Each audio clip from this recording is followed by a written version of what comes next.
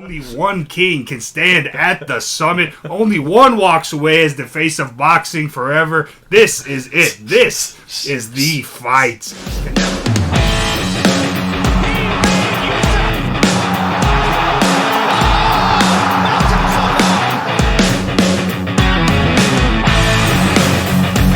Hey y'all, welcome back to Shoot For It. It's a show where we talk shooting jumpers and shooting for takedowns. Most importantly, just here to shoot the shit. Gabe, what's going on, my man? Great to see you. Guys, it's so good to be back. It's been a while. We have a lot of fun content planned for you guys. It's been... How long, man? It's been a little while. A few weeks. We had a few weeks. Had a little off-season break. Yeah. You know, we had to recharge a little bit. You know, basketball news was slow. There was a little bit of a slow period for MMA, but now we're back better than ever. Yeah, I'd say that this is the start of season 2 of the Shoot For It pod. That's how I like to talk about it. You know, school's starting for a lot of people, or has started actually, for people in Texas. And, you know, back to school means back to shooting for us. That's right. Guys, this season of Season 2, I'm running with it now. We're going to have a lot more exciting content for you. We're really confident that the quality of, you know, the coming year is going to just keep improving exponentially.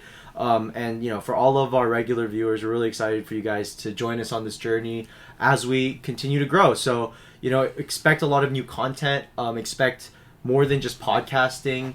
Gabe, you have anything you want to add to that? We're going to mix it up for you guys. I mean, he's calling it Season 2. I'm low-key leaning more towards everything we've done before. That's Season 0. That was the preseason. We've gotten everything locked and loaded, dialed in.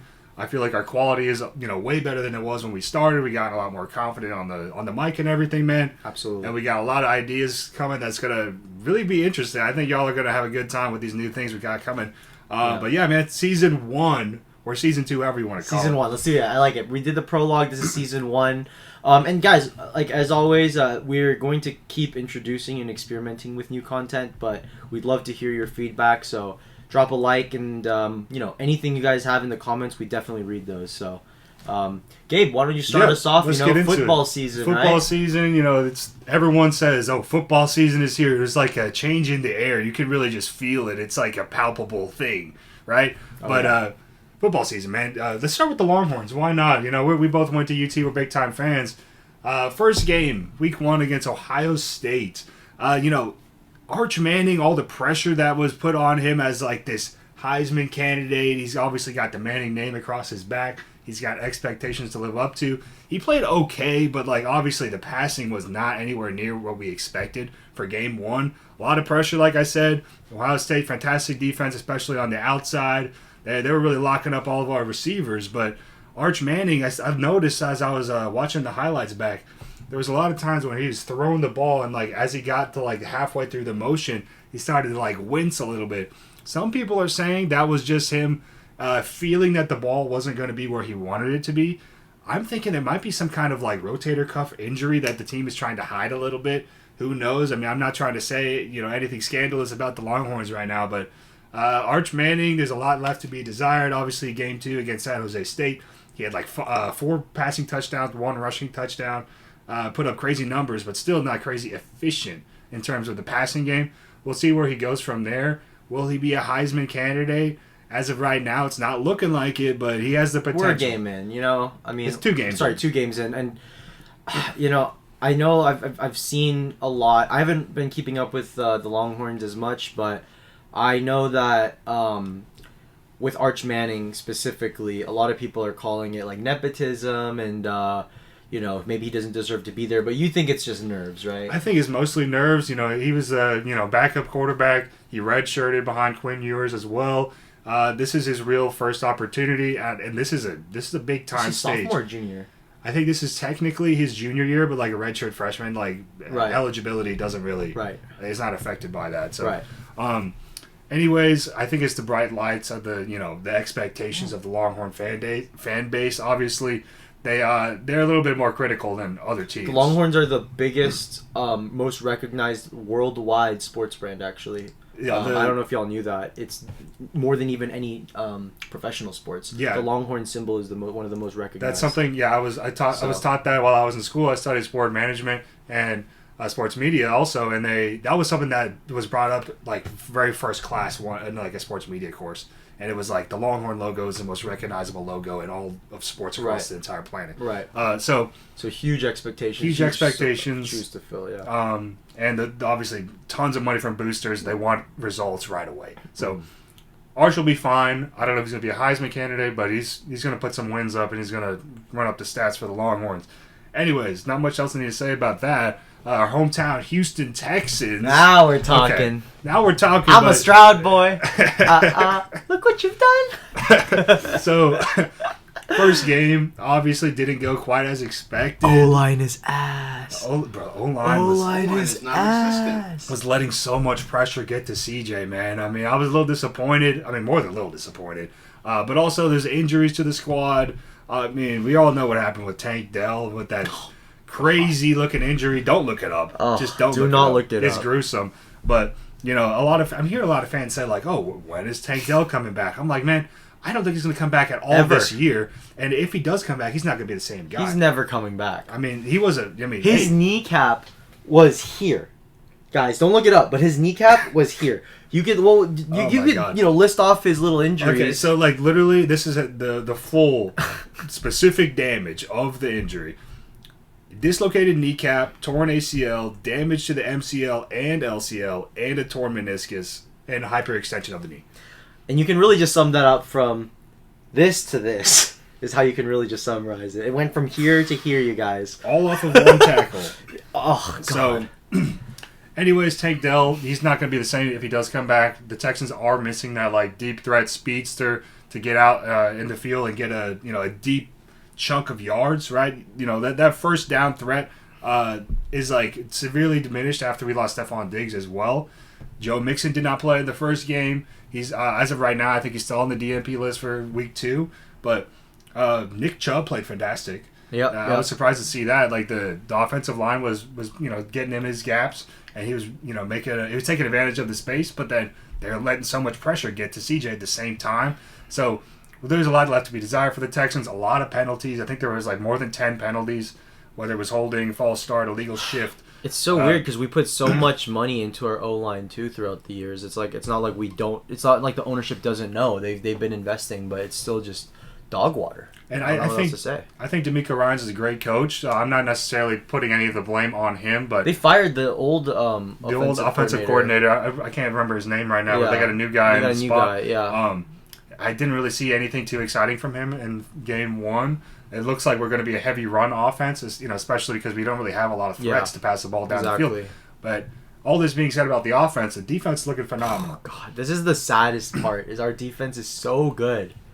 I mean, still got Derek Stingley in the backfield, man. I mean, we got a lot of potential to grow on the offensive side. The defense is almost as good as it could possibly be. It's elite. Right now. It's elite. I'm not worried about the defense at all. I'm really...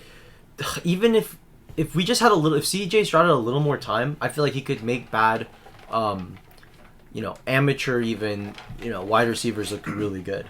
I think he's really that kind of guy. You just need to give him more time, and right now it's just like he has like 3 seconds to make any kind of decision. It feels like, and it's just like hitting your head on a wall. It just feels like it's the same thing as last season. Prayers up that CJ gets a little bit more protection, but like we said, like there's not much else you can do as of right now. But football season's so fun. I mean, it's a short season, and I think that's why there's so much hype.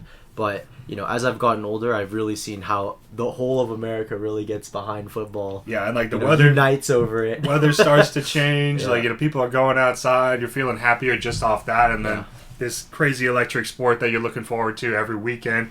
Man, I mean. It's very similar to how I feel about the UFC. Yeah. Where it's like we're excited for this gladiator match. Football is a very similar experience. It's different though, because it's a giant team, right, of guys just crashing into each other. 100,000 people plus in this, shouting. Coliseum. Yeah. The energy it's a different vibe. Football is it's the king sport in America. Yeah, still, for sure. It's not even really close. So anyway, just to wrap it up about football with the NFL again. Season opener, Ravens versus Bills. Josh Allen versus Lamar Jackson, 2 premier MVP caliber quarterbacks dueling. high offensive like crazy electric offensive game. 40-41. Yeah. Bills win, just squeak out the win. It was pretty crazy. sure the Ravens were leading most of the time too, from what I think remember. so too. I mean, I just watched the highlights. I mean, I don't watch football like I watch basketball. Like I watch my home team, but I'm not watching every single game. Right. But anyways, 40-41. That's exactly what the NFL needs right now. Perfect type of game for a season opener. Just like that high offense, all gas, no brakes. Yeah. That's the type of football I like to watch. Absolutely. Basically the opposite of the Texans. It was a very low scoring game. Yeah. Anyways, there's something that happened towards the end of this game. I don't know if you heard about this.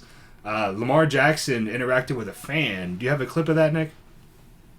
Explain this. I haven't seen this. So a big time play happened. Honestly, I can't remember what happened exactly, but his teammate, a few of his teammates were out on the sideline interacting with the fans. Like, you know, it was in Buffalo, so all Bills fans, and they were like high-fiving the fans that were Ravens fans, and then there was a kid that like smacked Lamar Jackson's teammate on the head. I mean, he's wearing a helmet, but it was a little kid. Smacked him on the head. Lamar Jackson just shoved him. Oh my god, the kid? Yeah. Oh my god, I gotta see this. So it's pretty funny. I think, I gotta show you this. Lamar Jackson was absolutely not having it. Alright, let's see. Can you unmute it?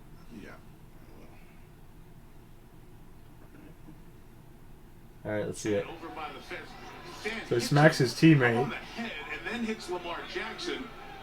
And after that fan, it wasn't celebrating. Lamar Jackson shoves this little kid. Oh, he deserved it. That kid totally deserved it. I mean, like, you're not technically, totally in any sport, you're not really allowed to, like, touch the athletes. Yeah. Like, unless they, like, you know, go for a high five or something where they... That kid absolutely looked like he never got beat up once in his life. No, I mean, he looks like he's like 7, 8 years old. I don't know. But, you're not really allowed to touch anybody on the field unless they initiate the contact. And the kid slapped him on the head. He got his get back. Lamar Jackson stands on business. He's 10 toes down for his squad. Nick, I'm sorry. Shout out to the Bears, bro. This is not impressive, dude. You're going in Southern Methodist University. Hey. This was probably the best opening college game that day. Okay, I think so. This was a great fucking game. This was actually a great game, not gonna lie. I mean, it was a good game, but it was SMU. Hey, we won. A dub is a dub. I think SMU was ranked or something in the Big 12. I think SMU was ranked. I'm not sure. At least they were ranked going into this game, and then Baylor took that ranking away. Baylor, there's not a ton of high expectations for Baylor this year. I mean, I'm just going to say it how it is. Was it Coach? Y'all have a more basketball school. They're a basketball school. Everyone knows it. There was a momentary blip where we were a football and basketball school, but it's gone now. It's the outlier year. So we'll see how Baylor does this I was year. there during that year.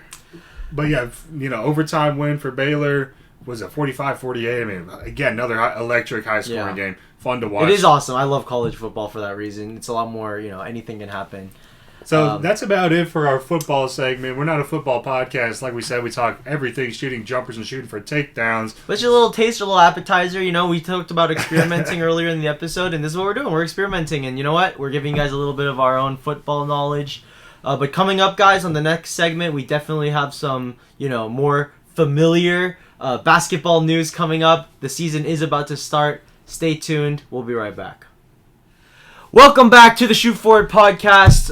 As I said, we're back to some familiar territory. Basketball news. Basketball season is coming back. I'm itching for it. 6 weeks away from the NBA season. Obviously, I'm in a lot of pain. I'm a basketball junkie. I'm tweaking.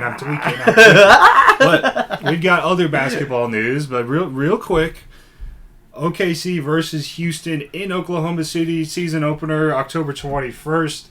Rockets and Thunder, obviously two teams after everything that's happened in the offseason that are favored to be deep playoff contenders, potentially. Even fireworks. We still have to see how the Rockets look with Durant, with Dorian Finney-Smith, with Capella returning, but we still got a lot of young guys that are going to improve.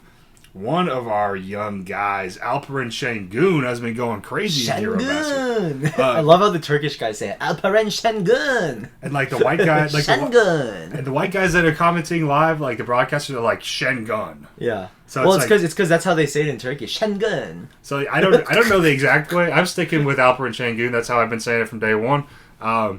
Anyways, man, he's been going crazy. He, in the last group play game before the round of 16 in this tournament, he took down Jokic. And he went 4 for 7 from band 3. For band against the great. He went rack for rack, bro. Yeah. He's got more money on the table than Jokic in that game. I'll put it like this: Jokic isn't trying as hard as Sengun. I think Sengun He has something to prove. he has something to prove, and he's more fired up about his first Eurobasket appearance as a big cultural thing with this tournament. It means a lot to those people over there. He won 7 man of the matches straight. I mean, he deserved it too. Yeah. I mean, he's been balling out. It looks like he might be the MVP of the tournament based on how far they go. As of right now, the semifinals. they just got to the they got to the semifinals. got to the semifinals. They beat Against out Greece, right? They're going to be going against Greece with Giannis, who's also been going crazy. Giannis, I think, was actually the second leading scorer of the whole tournament so far, averaging 29.8 points, 9 rebounds, and 29.8 points, 9 rebounds, and 3.6 assists, with like a steal and a half every game. And he's just dominating. He's looking like a bat out of hell, just like getting shot out of a cannon, flying down the paint, dunking on everyone. Steps. 1 step in the paint, and he's already in there. Getting every rebound, blocking shots like crazy. I mean, obviously, Giannis is dominant in the NBA, one of the most dominant players of all time. In Eurobasket with I'll just say it nicely, slightly less competition, he's still dominating. So that's not it's not unexpected. Yeah. With this game with Turkey, though, I think they're going to... this is my prediction. I think Sengun and Giannis are going to kind of negate each other a little bit. We'll have to see. And this is my... who knows? But I think this is really going to come down to the role players and the backstage cast, as we can say. And I think that Turkey has a better team overall than Greece. But we'll see. I mean, if Turkey wins this, they're guaranteed to win gold or silver. They have... a guarantee to at least compete for bronze at the moment. So yeah, and very excited. A spicy take I heard, it was a little soundbite of Furkan Korkmaz. He used to be with the 76ers in Philly, and he played with a healthy Joel Embiid in his MVP season. One of the most dominant and skilled players of all time, in my opinion, Joel Embiid in his prime. With all the injuries, and he didn't play much last year, there's a lot we still have to see about what he looks like when he gets back on the court. But anyways, Furkan Korkmaz, role player for the Sixers, used to play with Embiid. Now he plays with Sengun on the Eurobasket squad. In the press conference after the game, he said, Sengun is the best big man I've ever played with. Wow. And, I mean... Do you think there's any Turkish bias there? There's 100% Turkish bias, not gonna lie. And it's more meaningful than winning regular season games with, Joel Embiid and the Sixers. But anyways, I think that was a big statement. Sengun is still really young. Sengun is him. Bro, he's looking He's so only good. 1 year older than Ahmed. Yeah, he's like, what, 22, 23? Yeah, he came in as a rookie very, He looked very raw. Yeah, very raw, but... And he's bulked up. He's gotten more confident with his jump shot. He's differentiating his shot selection. Yeah. He's gonna have 2 weeks of rest, and he's going straight into the NBA season, which I think is great because it means he's gonna hit the ground running. And he's gonna be conditioned. And he's gonna be in NBA ready shape. So he's right off the bat. He's already playing high level ball through the offseason. Like we're saying, dominating in Eurobasket so far. Spin moves are looking a lot more crisp. His first step, initiating the ball handle, driving to the basket, he's looking a lot faster. I think that's something he focused a lot on in the offseason. He hit a record number of threes against Serbia. Yeah, four threes. Yeah, his 3 balls looking fire. And some of them are really deep. They're like buzzer beaters. Like he looked calm under pressure, hitting the deep threes. I'm really excited to see. Excited. Watch out for a live stream for that Thunder game, y'all. We're gonna be on Game there. 1. But anyways, I think Rockets are going to be looking at Sengun a little bit differently, considering this play that he's having right now. Obviously, with the Jalen Green move, who's going to be the number 1 option now on this team? Is it going to be Durant? Is it going to be Sengun? Is it going to be Amen Thompson? Is he going to be, one of those guys you give the ball to and say, get us a bucket? We'll see. I think he's going to have a big jump up too, but we're not going to get into that too much. I think Sengun should have a certain amount of respect as potentially being the number 1 option for this team. Yeah, people keep talking about Kevin Durant being our best player, and on paper he is, but I think Sengun commands just as much of a double team as Durant's going to. For sure. So I'm gonna love seeing the Thunder try to contain both those guys, because guess what? On our side, we really just have to contain Shea, like the way that they have to contain Kevin and Sengun. Does that make sense? Exactly. You got smaller guards like Lou Dort and Alex Caruso to Isaiah Joe. You got some good guys, but we got Amen Thompson, Tari Eason, and Jabari Smith. Yeah, we're gonna. I like our chance against the Thunder and any other team, honestly. And I'm already forgetting. I'm already forgetting about Dorian Finney-Smith. He's one of the best 3-and-D players in the whole league. Yeah. So we got a lot of weapons, and I think it's really just going to be ourselves that lose games. Yeah.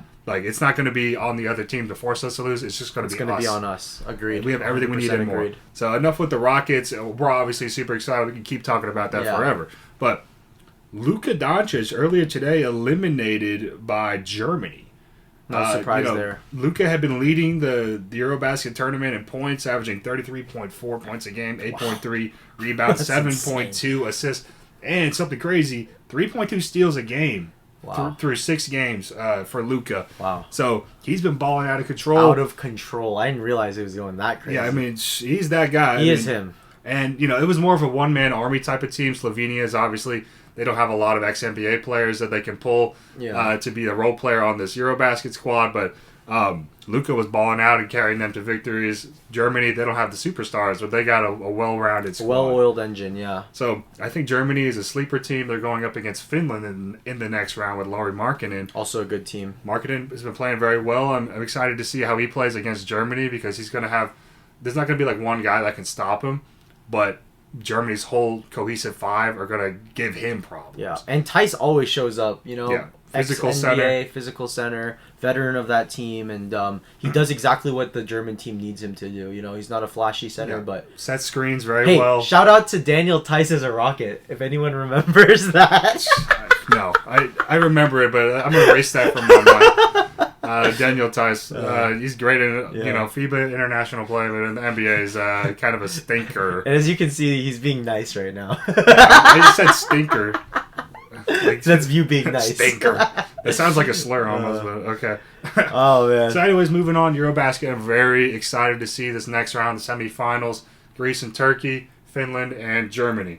I'm taking Turkey all the way, obviously. Let's go. We're rooting for our hometown kid, Alperen Sengun. But, it could go... My prediction is Germany versus Turkey.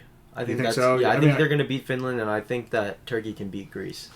I think Turkey's going to win the whole thing, and then MVP of the tournament is probably going to be Sengun. Let's go.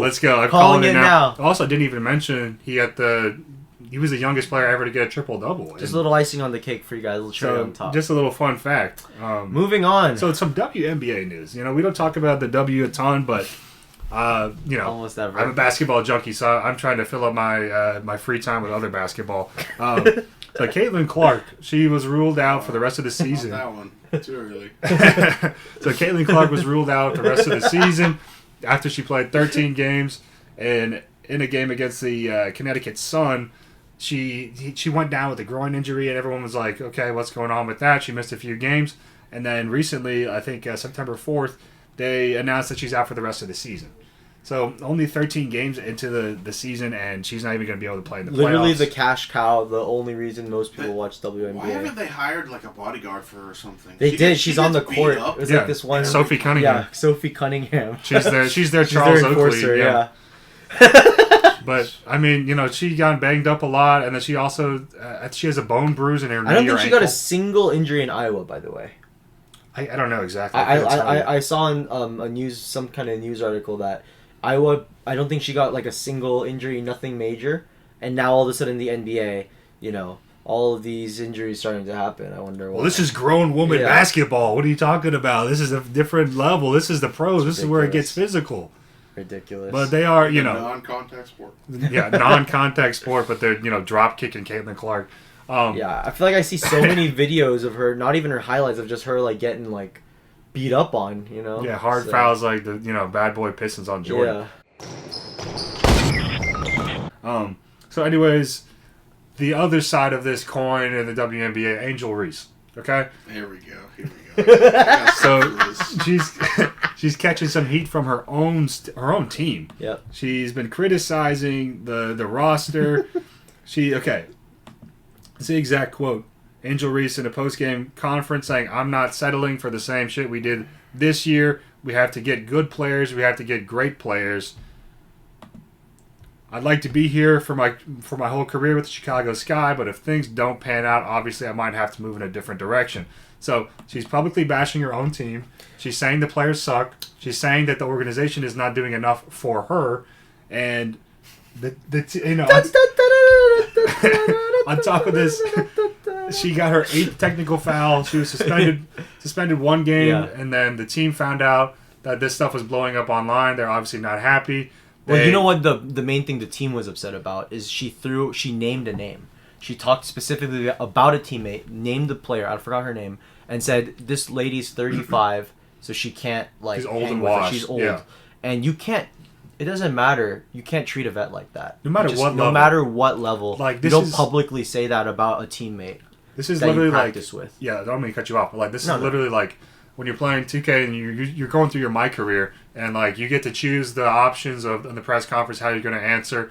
Is it you're going to pick the good guy answer and get better team chemistry and get more fans, or you're going to pick the bad guy answer that's going to make you seem like the supervillain? Yeah. So this is like 100% in the negative way. If this was a My Career, she chose like the worst possible option for Yeah. team chemistry. She ruled a critical fail. And this is, obviously she's starting up all this other stuff with, off the court businesses and stuff like that. She trademarked the me bounds, term, which is it's a negative term to me. I mean, but she's printing out hoodies that say me bounds, and it's like I don't know. The ego of Angel Reese is something that is I don't know. It's The only thing she's done good is her McDonald's special was pretty good. What is it? I mean, it's just a McDonald's. chicken I don't nugget know. She combo. did a lingerie photo shoot. not Did too she? long ago. Yeah, Big Nick. He's got his eyes on Angel Reese off the court. Oh God, no. No. Sid the Sloth looking at. No, but seriously, she sucks, man. She really sucks. I mean, she's not like a bad player, but like No, not her play, but her character. no, she's not a good person. She's bad Yeah. in both ways. Like I see so many compilations of her just Flopping. It was what do they call it? Like low lights. Yeah, low Like, lights. Yeah. She would go for wide open layups and just airballing. Yeah. How do you airball a layup? I love watching her try to handle the ball. Those are always fun. The dribble ones. Yeah, I mean, it's a different league, right? Like they play a different style than the pro basketball that we're used to seeing in the actual NBA. But her skill set is something that's necessary. You need a rebounder that's going to give your team second opportunities, third opportunities, fourth opportunities. That's her skill. It's she's a pogo stick type of player. She's, constantly attacking the rim, getting every rebound she can, and she uses her size well. She's not great on offense. She's like a Dennis Rodman of the That's a good comp. WNBA. Yeah. And similar to Dennis Rodman in the NBA, he was a villain, and a lot of people hated him. He played a lot of mind games, so... Maybe Angel Reese is taking a page out of Rodman's She book. does get a lot of her But own he was still rebounds. good at basketball though. And she's still good at basketball for her league. So I'm not going to totally trash her, but she's making all the wrong decisions off the court in terms of making your team better. I think the main thing is just we see a big thing of immaturity here. Yeah. Immaturity. And then the other thing is she's not owning what she said. She backtracked. Those I didn't mean that for what I said or whatever. It's what. Anyway, guys, WNBA. I mean, there's a lot of other stuff going on. I mean, one other thing I wanted to bring up because we don't really talk about the W often here. Paige Beckers, man. I mean, she has been hooping, she's man. good. Okay, in her rookie year, she's averaging 18.9 points, 5.3 rebounds, 3.7 assists, 1.6 steals. That's out of this world for the WNBA, considering the pace is much slower and they don't put up as many points. So I love her handles too. Her handle's nice. Her jump shot is nice. I mean, she's still a rookie. Quick release. She's good at hitting tough shots, but she's not a sniper quite yet. If we see that evolution to her game, a lot of people are comparing her to Caitlin Clark. And Clark is I think she's a little shiftier than Caitlin. She's Caitlin's got a better more handle. precise pinpoint. And she's a little bigger too. Yeah. Beckers. But anyways, a lot of people are saying she could be better than Caitlin Clark. I don't know. I mean, she's gonna need to get a jump shot for that to happen. Dude, Caitlin Clark. There's a reason she is the queen. Man, but it's because she plays like Curry. Yeah. She's that outside-in sniper. Yeah. It's fun to watch. It is fun to watch. Clark, she's not as physical. She doesn't finish through contact as much as Beckers does. But if Beckers does get a jump shot, yeah. I also like that one girl. What's her name? Cameron Brink. I thought she was pretty good too. She's been on and off injured. But she's injured. Yeah, she's been out for a while. Yeah. But she's like a back to the basket post score rebounder shot. I like watching her. She reminds me of Tim I Duncan. like watching her too. Tim Duncan. God damn it, Nick. She's like a Tim Duncan type of guy, or what's the guy's name? Like a Robert Parrish. That's kind of how I see it. Don't know who that is, but I mean, whatever. We don't need to get too far into that. That's not really what I want to talk about today. Anyways, last thing about Becker, she earlier in the season had a 44-point game, and she shot over 80% from the field. Like, just absolutely on one in that night. She beat a long-standing record set by Candace Parker in 2008. Wow. She had a 40-point game. I mean, obviously everyone knows Candace Parker. She's, one of the legends of the game, arguably the GOAT of the WNBA. So Becker's already in a rookie season, breaks that record with 44. Wow. So really excited to see what's going to happen moving forward with the W, especially because the playoffs are starting September 14th. So y'all tune in for that. For sure. I'm going to be watching. Like I said, I'm a junkie. So whenever there's competitive basketball, I'm on that. Yep. So that's about it for the W guys and Eurobasket NBA news. Last thing I thought would be really interesting was going to bringing up this rule change in the NBA. So there's a few rules that have changed, but this one is the most exciting. So last second heaves that miss will count as a missed field goal for the team, not for the individual player. Okay. So what does that mean? So, if there's like 3 seconds left in the clock, like for example, the first quarter's running down, you inbound the ball, you only have 2 seconds or something to chuck up the ball from half court. If you shoot that and you miss, it doesn't count as a personal stat. It's not a missed shot for you, it's a missed shot for the team. Okay. Which sounds kind of weird. But the reason why they're doing this is because a lot of players avoid shooting those shots because obviously they're low percentage shots. They're difficult shots. Mm-hmm. They don't want to ruin their stats. They don't want to ruin their shooting percentages. Like a lot of times from 3, players in their contracts, they have incentives to shoot above a certain percentage. Like, okay, it's like Malik Beasley, if he shot 35% in 1 year, the next season, they're like, okay, we restructured your contract. If you shoot above 38%, you're going to get a $150,000 bonus at the end of the year. So they avoid shooting those deep chuck shots because there's a low chance they're going to go. Okay. So, like, literally, up until now, taking those shots was hurting your money. So, especially with... That's a good rule change. I like it. So, especially with the way the newest CBA is going, either the top players get like 50, 60, 70 million a year, or you get like 10 to 12 at like a medium exception, or you get like 3 to 5. The veterans, yeah. The veterans minimum, yeah. Or like a rookie contract. Right. So the middle class of the NBA is pretty much going away. It's pretty much gone. Mm-hmm. And this rule will allow these like the lower class. These guys still making millions of dollars, but their cash incentives at the end of the year won't be affected. Nice. And obviously these half court heats, when they go in, it's electric. Yeah, it's exactly. exciting. That you want to see those moments. Good change. What are the next rules? I mean, I didn't really write them down, but there's one rule where when they do a coach's challenge, right? That's been around for a few years now. If you're challenging an out of bounds call, right? The refs can decide if there is a foul that they missed. They can make that call. Okay. So originally, when they first brought out the coach's challenge, if it was an out of bounds call, they were just going to review who touched it last. And any contact that happened before that could not be converted into a foul. So now, from last season, you could do that, where if it was out of bounds call, you could adjust it to a foul. On top of that, though, this season, the rule change is the on-court refs aren't going to make that final decision if it's a foul. The replay official up in in Secaucus, New Jersey, where they have the giant headquarters, that guy makes the call. Oh, okay. So not exciting. Gotcha. Well, there you guys go. We give you guys literally everything, including all the little rules. So next segment, we're actually going to boxing. So a little more experimentation for you guys. We'll be right back. All right, guys.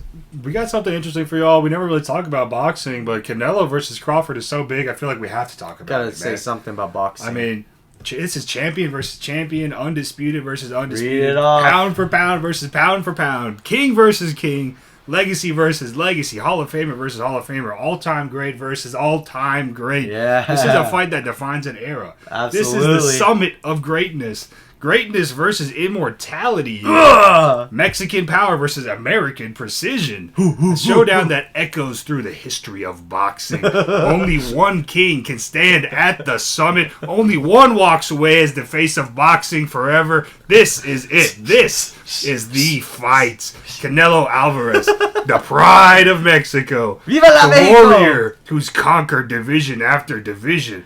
The face of boxing for more than a decade. Standing Viva las across Chivas! from Terrence Bud Crawford, the American technician, the undefeated maestro who's dismantled every man placed before him, undefeated, Two eras colliding, two nations roaring, one ring, one night, one moment that decides who is truly the face of boxing. When the final bell rings, only one man will walk away as the undisputed king of this era.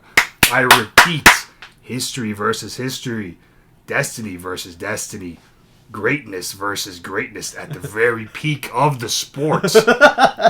Ladies and gentlemen, no catchweights, no excuses, no debates. Just the two best fighters of their generation standing across from each other with everything on the line. Everything to lose. This is the kind of fight that crowns the true king of boxing. The kind that gets talked about for decades. This isn't just a mega fight. It's the fight. Hoorah! If that doesn't get you hyped up, I don't know what will. And that's all off this dome. I made it up all, yeah. Just totally me. Guys, I mean, great fight. I mean, in my memory, I can't think of a more bigger boxing fight than Manny Pacquiao versus Floyd. Yeah, Mayweather. But that one was so big. I mean, that's like a Khabib McGregor. I mean, that's even bigger than the Khabib McGregor. It's almost a stunt fight. I feel like Manny versus Floyd was the peak boxing, because I remember I was a little kid.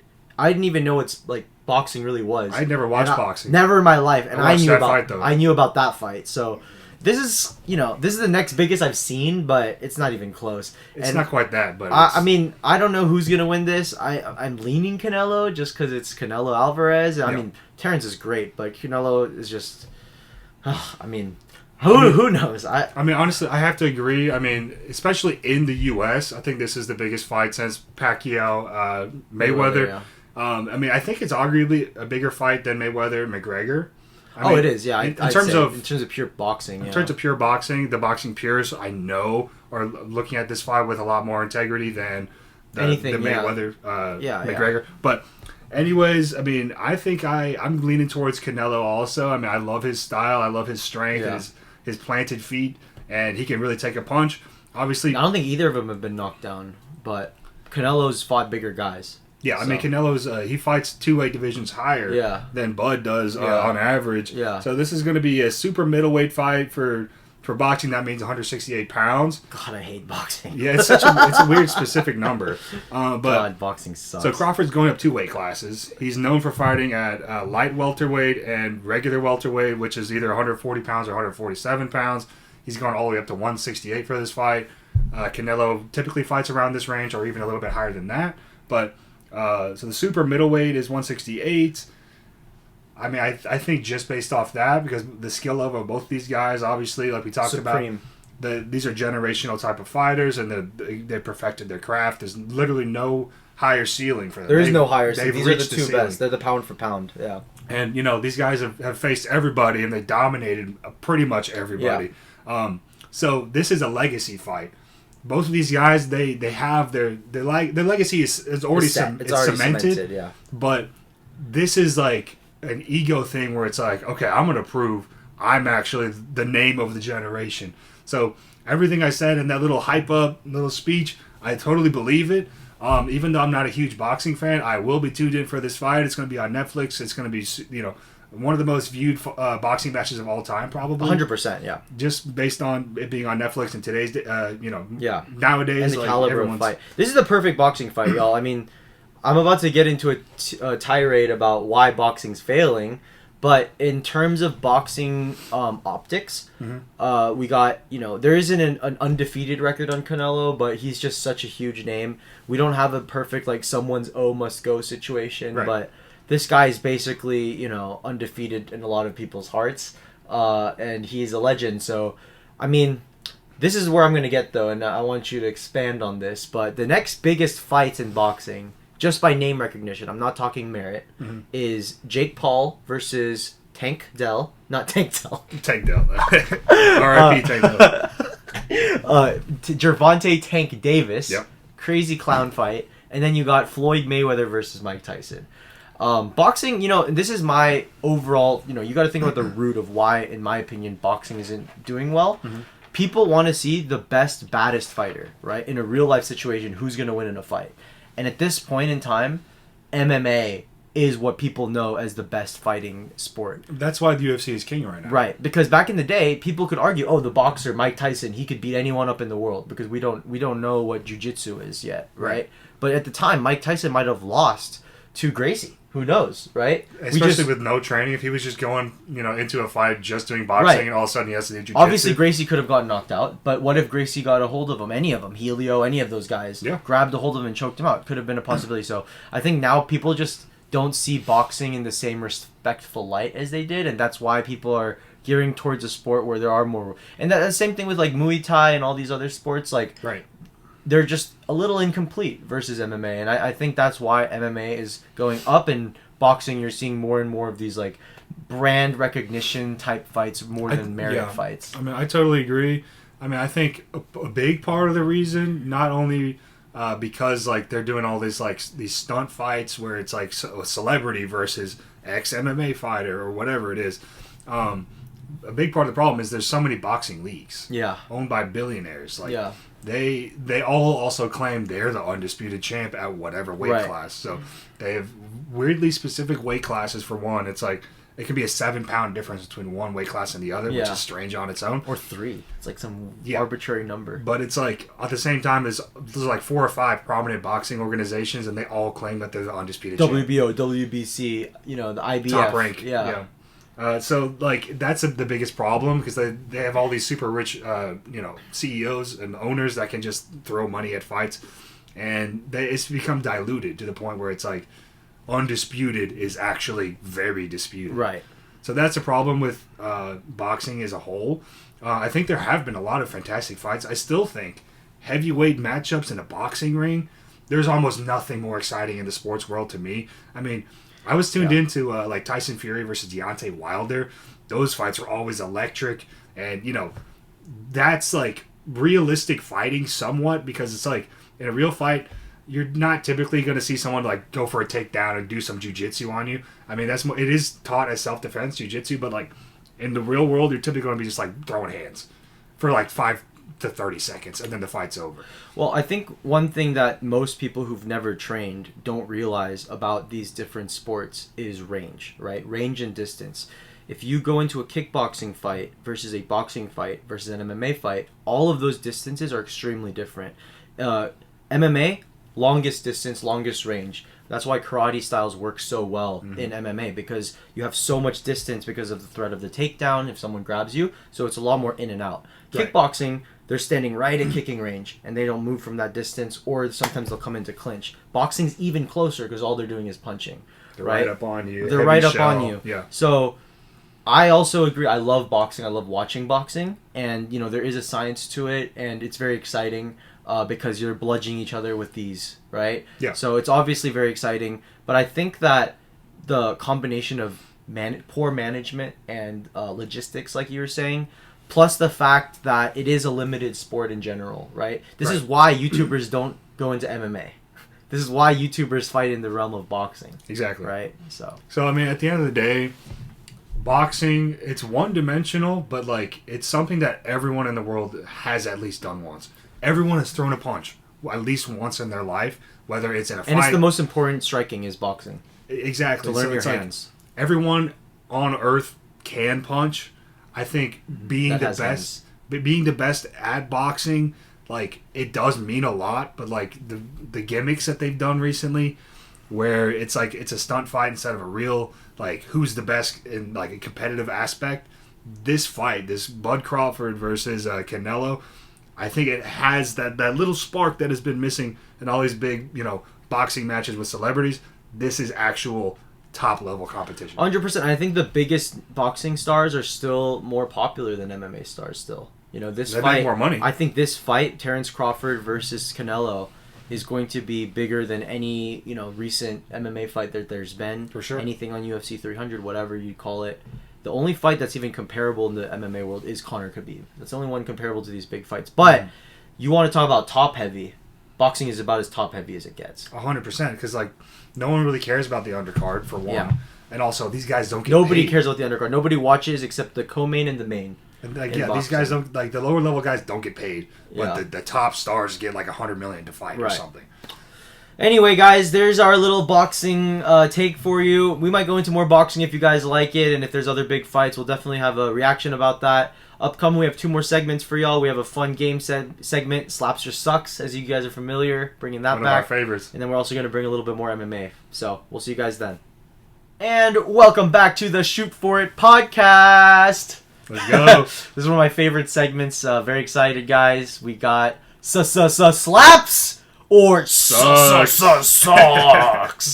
Yeah, we're gonna see if Dana White. By the way, I saw a really funny joke that MMA Guru was talking about with Paramount.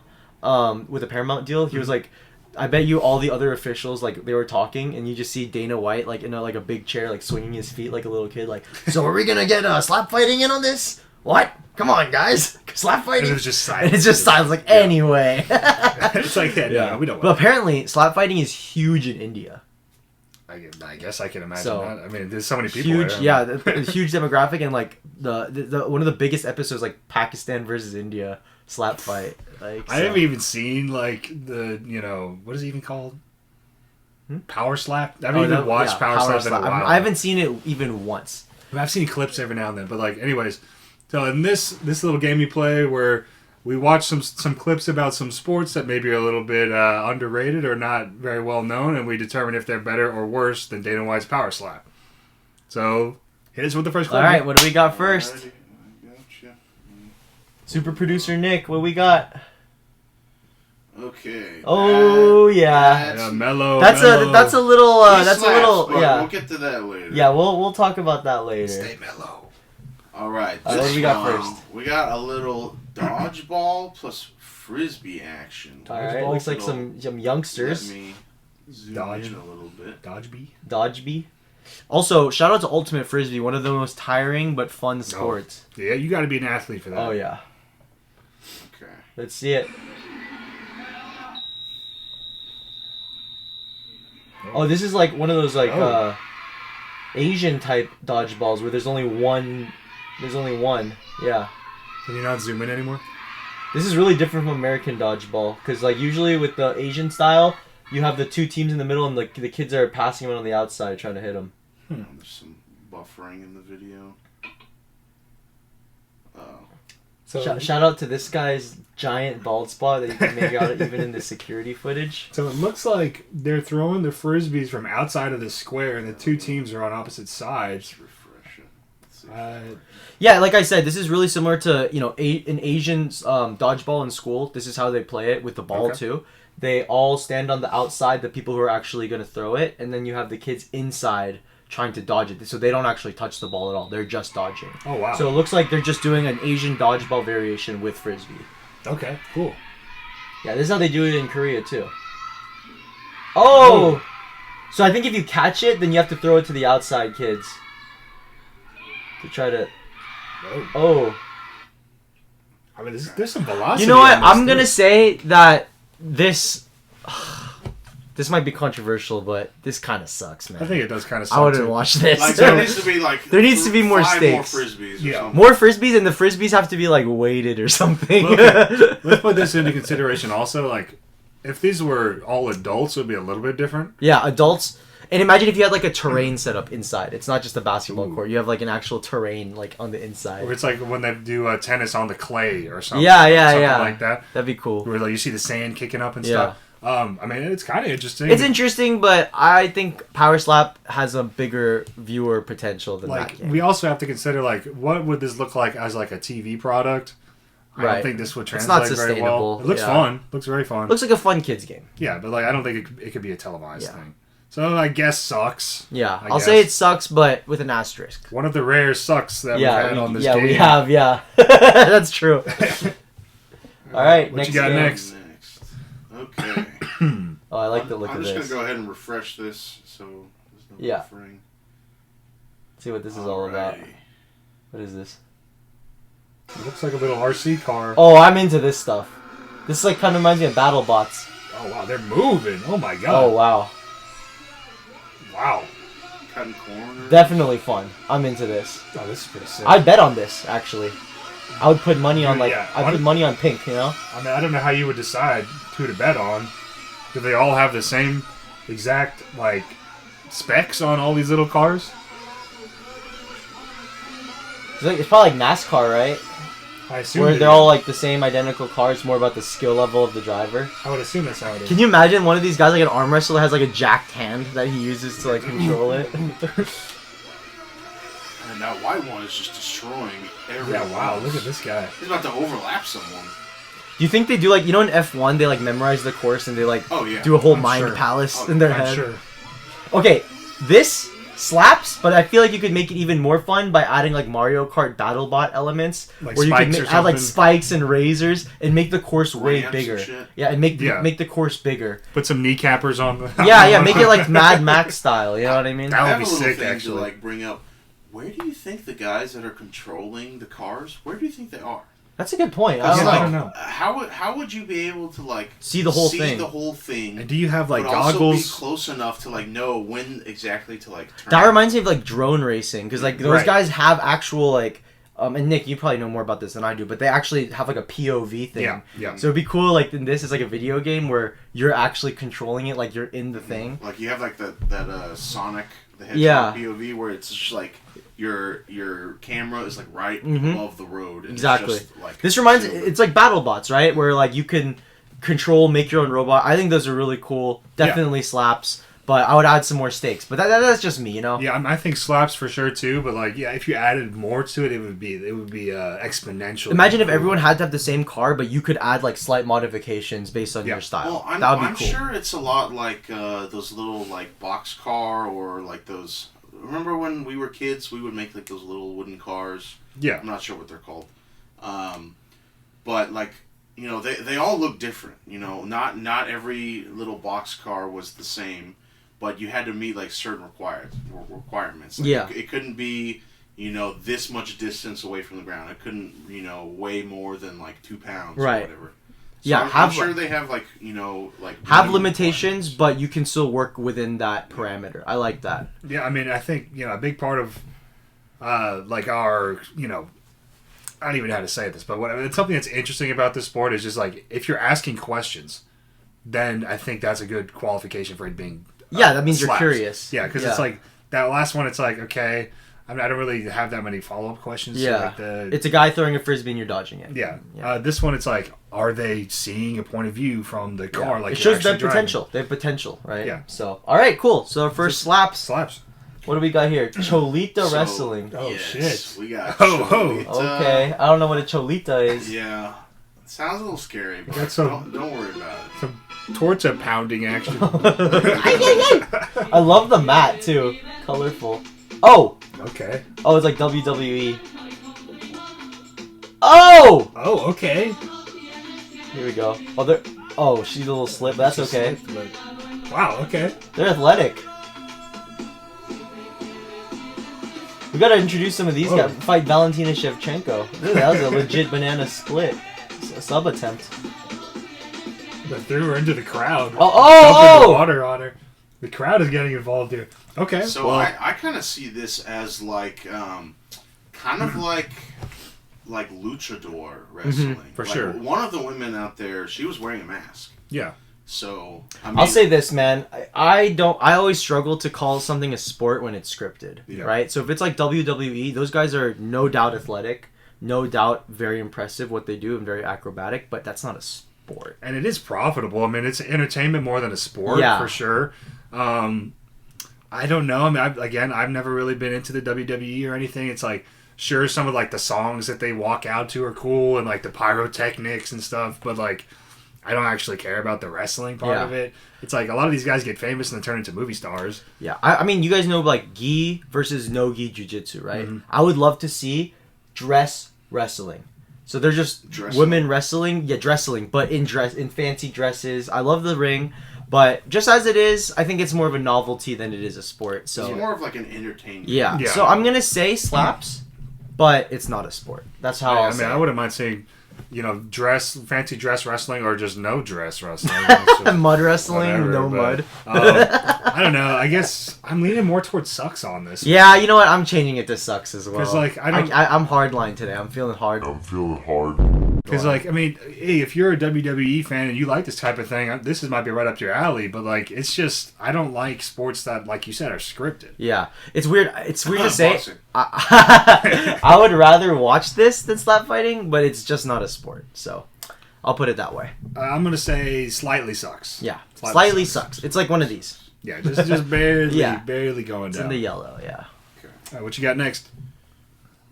What is this? Alrighty. So this Oh, wow. So much better than pickle. We got a little board man cake. Yep. I saw this already. If we can zoom this in a little bit. Alright, what is this? What's going on here? Oh! Okay, wait a minute. Is this just badminton? It's like badminton at like the highest level possible. It looks like. Oh my god. Oh! Okay.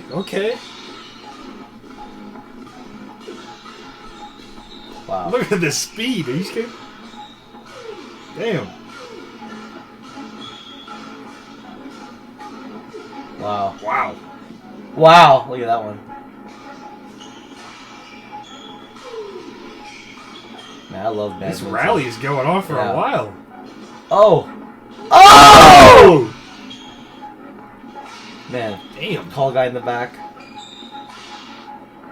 A lot of stamina, too, for this.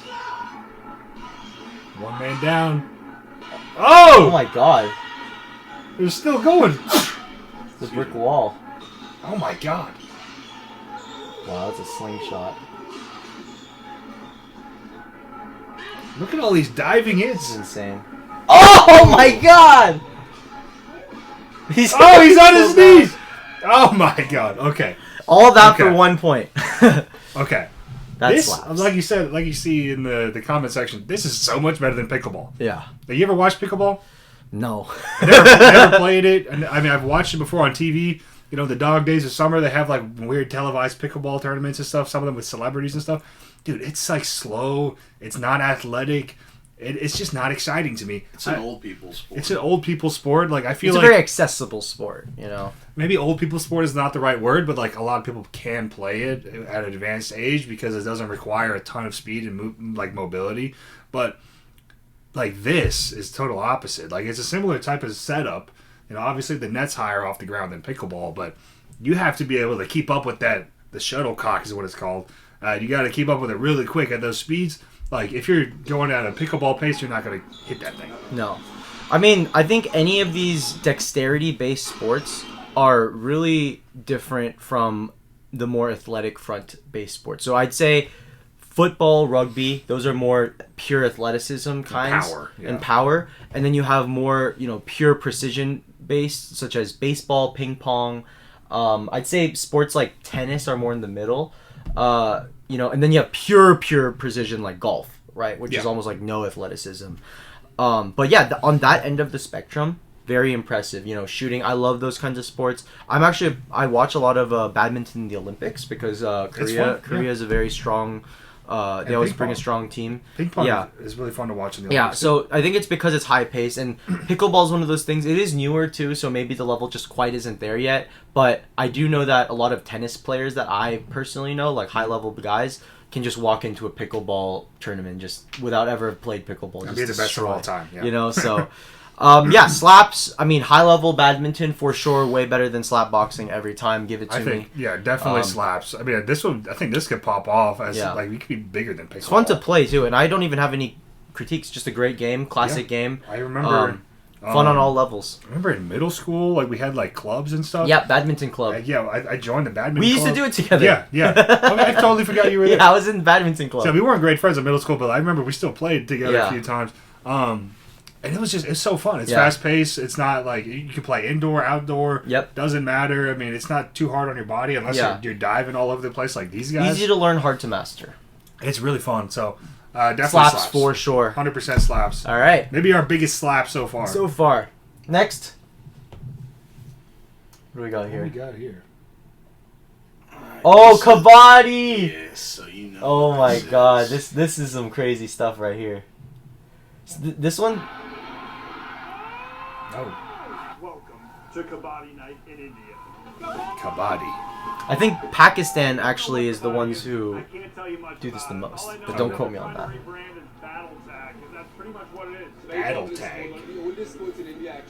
Okay, maybe it's India. Don't quote me on the Pakistan thing. I don't want to start any. With the goal of tagging as many opponents as they can in a single breath. Oh, in a single breath. Yeah, you have to say kabaddi the whole time. Kabaddi, kabaddi, kabaddi. Which proves they aren't inhaling. Yeah. The Raider can tag the other team with their hands or feet. Kabaddi. This guy just got booted in his face.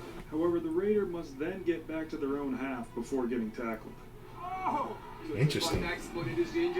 If they make it back successfully, There's a version of this where they're actually allowed to throw like slaps at each other too. Really? Yeah. Well, that guy just kicked the other guy in the head. Yeah, but I think that was more of an accident. I don't think you're allowed Yeah, I to didn't see do that. player tagged by the Raider, Right, so if you tag 1, you get 1 point. Tag 2, you get 2 points. and 1 Oh. point for each Raider caught by the defense.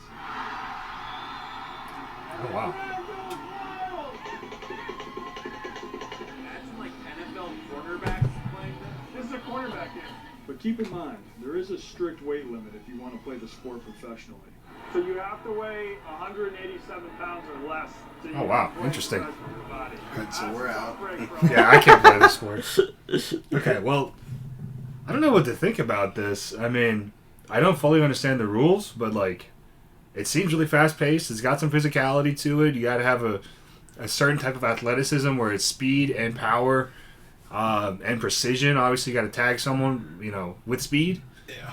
So I don't know. This kind of reminds me of like some, you know those games we used to play in PE where It's like capture the flag a like little capture bit. the Yeah. flag. Like you have yeah. two sides, and you have to try to get to one side and back by capturing a flag without having your flag captured. Nick, Right. I just sent you a video. If maybe you could pull it up on here. Okay. I sent it on the chat, but it's a video of he's the considered text. the greatest kabaddi player in Pakistan. Okay. I just sent you a Okay. link so you could see this. So because this is how I learned about kabaddi. Definitely slaps. I've never 100% seen it. I've slaps. never heard of it. I mean, I think it's definitely better than power slap. Uh-huh.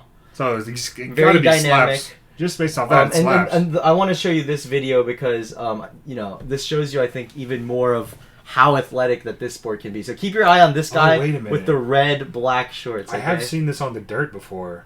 Yeah, Oh, this this is is the guy who's, like, usually flying around? Yeah, Okay, no, I've seen this. And this one you are allowed to slap as well. Nick, I don't know if you've seen this I before. think This one is more dramatic too. Oh!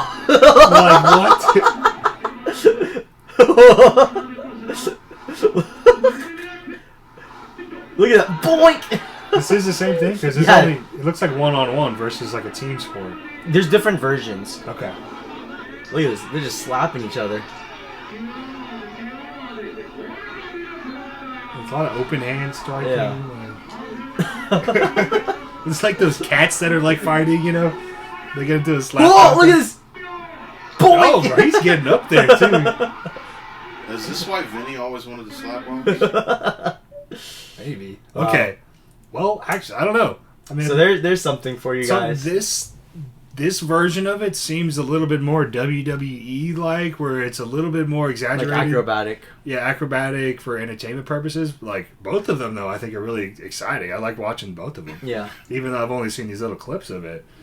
So yeah, But definitely yeah, slaps for me. I want to Slaps. get to know more about it. I'd love to see an international kabaddi league. That'd be hilarious. I think the first version with the teams, I think would be better as like a competitive like TV product. Yeah. But that other one is more fun. Yeah. It's more funny too. Yeah.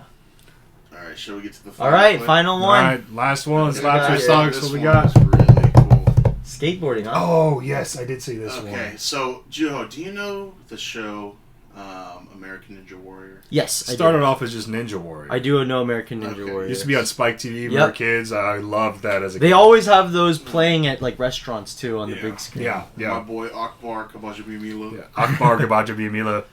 Shout out to him. He used to be in the NFL. All right, What is this? Is this like Ninja Warrior for skating? Whoa! it's like skate. Oh! Yeah, I remember this. That looks impossible.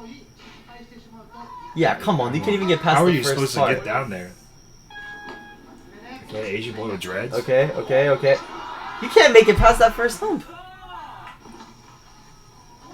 Okay. Wow, that was...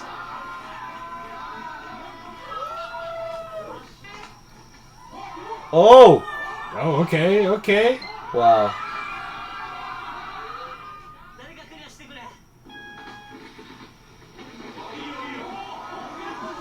Oh. Oh, damn. This guy's Oh, wow. Look at him go. Oh, wow. Wow. So, that was crazy. Wow. I definitely couldn't do that.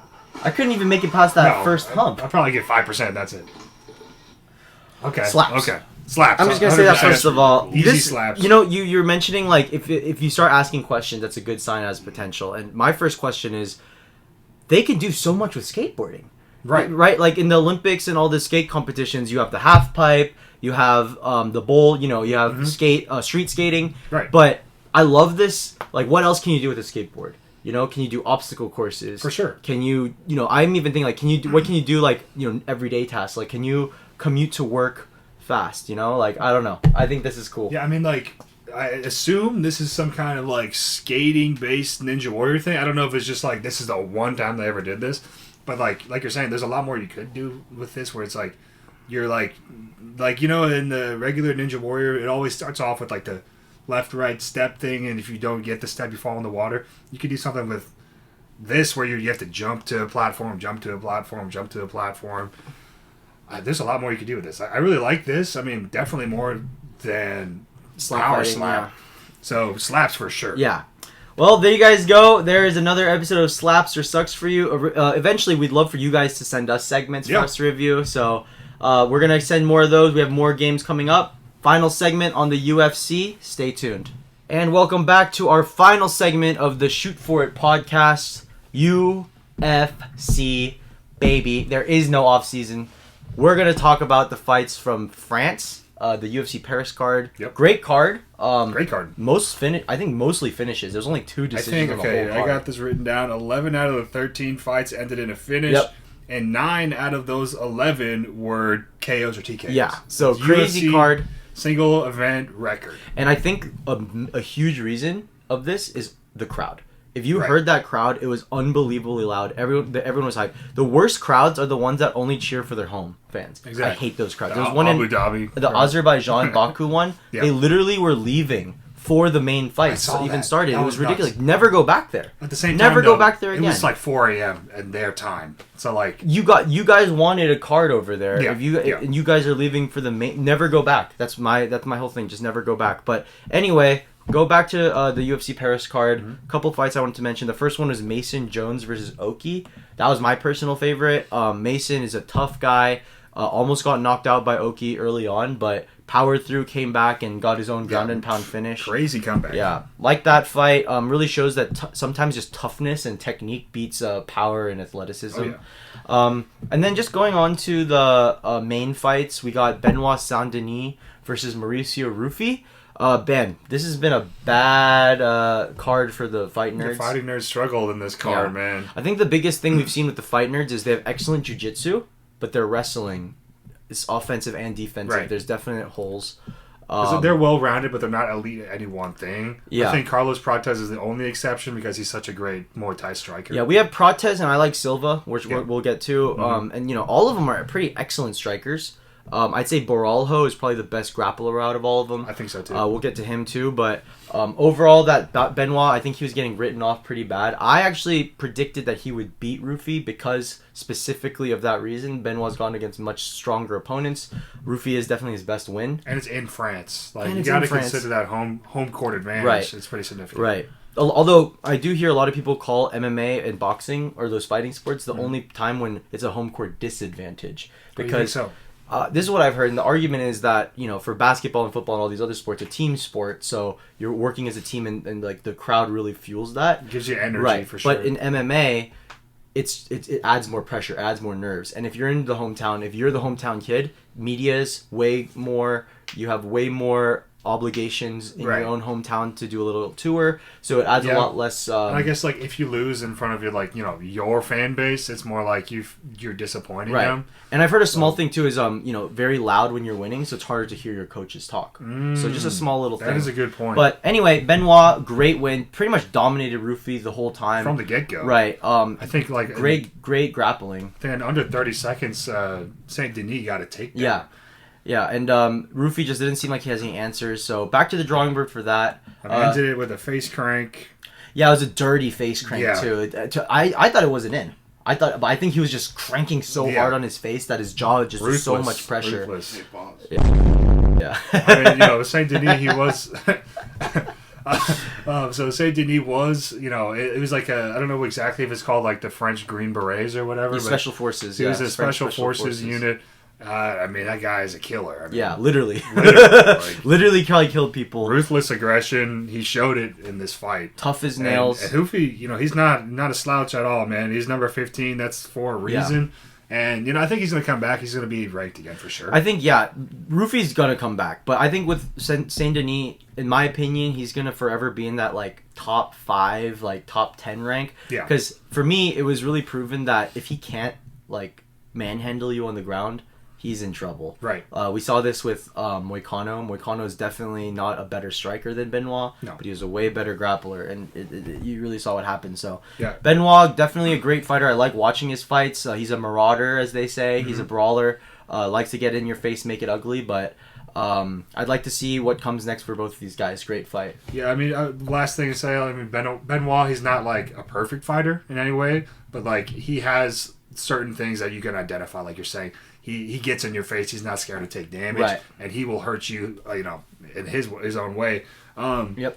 So he's a step above a gatekeeper, in my opinion. But Agreed. Like, you know, I don't think He's a high quality gatekeeper. High quality gatekeeper. And he can make it to the elite, but I think like once he gets to that elite level where these guys can do everything, Yep. that's where he starts to struggle. So you maybe we'll see eventually he'll be a Benoit test. But moving on to the main fight. Gabe, what are your thoughts, man? What'd you see? Okay, man. I mean, Boralho versus so actually, Imavov. I made a little video using the UFC 5 game. If y'all want to check it out, the very last post before this one, I did a simulation where I lined up, you know, Boralho versus Imavov, and I put it on max difficulty settings. Didn't modify anything else besides setting it to a 5-round fight. Let them fight it out, see how it went. Actually, in the simulation, Boralho dominated the fight. He won like 4 out of the 5 rounds, like relatively easily. A lot of low kicks in the simulation, but like in real life, it was a very scrappy fight, very technical fight. Went the distance, went to deep waters. Imavov was definitely outstriking Boralho like across the board, but Boralho, he didn't look like he took a ton of damage. I mean, unanimous decision for sure, Imavov. Like, yeah, I think Imavov took it. Couldn't argue that, but I think Boralho maybe won like 1 or 2 rounds. Maybe. I'll say this about At least one Boralho. round. Yeah, I'll say this about him, man. He cut weight like 2 weeks before because he was the backup for the Duplessis fight. Right. So going through 2 weight cuts when your opponent was training and healthy, right, is not smart. And also, you know, he was touring and supporting all of his Fighting Nerds teammates. They all go together to all these events. And he probably should have been training, right? So I think mostly for him it was his headspace. He was, you know, not fully there. And I think it really showed. And that's why Imavov, I wouldn't say dominated, but clearly won. I agree. It wasn't like total domination, but it was. Like, he had the easy edge decision the whole time. And decision. I will say this though, I don't think they made a very compelling case either of them to fight for the title. I agree. I think that especially with Khamzat, the biggest thing that destroy him. Right. Well, the people want to know: do you guys have what it takes to defend his wrestling? And I think neither of them really showed anything on that. It was kind of just like a boring, you know, technical kickboxing fight. It was more of a points match, right? Yeah. I'm much more excited about the De Ridder Fluffy fight. I think either of them are going to be a way tougher challenge for Chimaev. Oh yeah. So I'm definitely looking more forward to that fight. And just right now, I truly don't know who's going to win that. They're both so good. I like Anthony Hernandez more, but De Ridder, you know, his jiu-jitsu is just so elite and he's so much bigger than Hernandez. Yeah, I gotta go with De Ridder on that one. Maybe we'll get into that later on. But when it gets closer. It's just the skill set of the guy with that height and that Dude, like De Ridder awkward versus style. Khamzat would be so fun. Oof. For sure. You know, Not high level jiu-jitsu. For a casual fan, that probably won't be that fun, but like De Ridder... The grappling might actually be really entertaining. The scrambles and things. I mean, I personally would love to see that, but like, I mean, I think... And low key, like you're making the point, that might actually get some of these casual fans into the ground exchanges. Because you know, Robert Whitaker recently said in his podcast that he thinks the only person that can beat Khamzat is someone who has supreme jiu-jitsu. I think Hernandez has good jiu-jitsu, but he's more of like a honey badger. He's just in your face, high gas tank, kind of like a Cain Velasquez. But jiu-jitsu specialist that screams De Ridder. So I would love to see jiu-jitsu versus wrestling. So we'll have to see how that goes. So but anyway, UFC NOCHE. Why don't we Actually, get I into just wanted to bring up. I mean, Sorry. Paul Craig. He's not like a legend. Oh, that's right. He's Paul not Craig. a crazy He legend. retired. We have to mention but that. what is it? Modestas Bukauskas. He dominated that fight. Ended the fight with a heavy elbow right on Paul Craig's temple. Right at the last second. Right at the buzzer. Right at the last second for what round was it? It was the first round. First round. Yeah, last second of first round. Paul Craig trying to pull guard immediately. Yeah, Did you trying see that? to pull guard. Yeah, he didn't. He was out of it. He got knocked out, and he had no answers the whole fight. It wasn't like the most emotional retirement, but like I always feel bad for those guys who get knocked out in a really terrible way. It was a good retirement though. Good retirement fight. I mean, Bukauskas easily won that. Yeah. It was respectful across the board for the most part. Yeah. Just another couple of interesting moments. Mm-hmm. I thought the Harry Hardwick fight. He was going against. What's his name? I don't even know how to pronounce it. Fernandez. That was brutal. He took this fight on 4-day notice. Like, that's respectable no matter what. Whenever you come into a UFC event only on 4 days notice or something like that, like, you got to tip your cap to the guy for getting in that gladiator match. But he got his legs chopped down. They were calling Fernandez the Brazilian butcher or something. And he chopped his legs down. He couldn't even walk after this fight.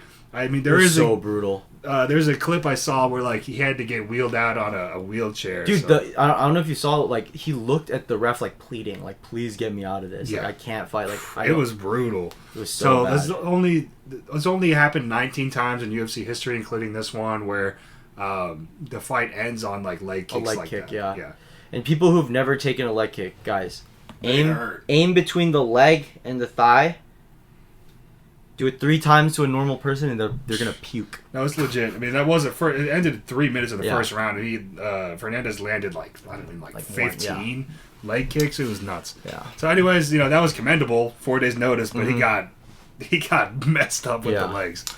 So why don't we end this with the upcoming fight? We got Silva versus Lopez. I did mention that people are calling this Jean Last Hope Silva's he's got to save the fighting nerds. Yeah, he's got to save the fighting nerds. So, when I look at this fight, I am a big fan of Jean Silva. Yeah. I think he is a little...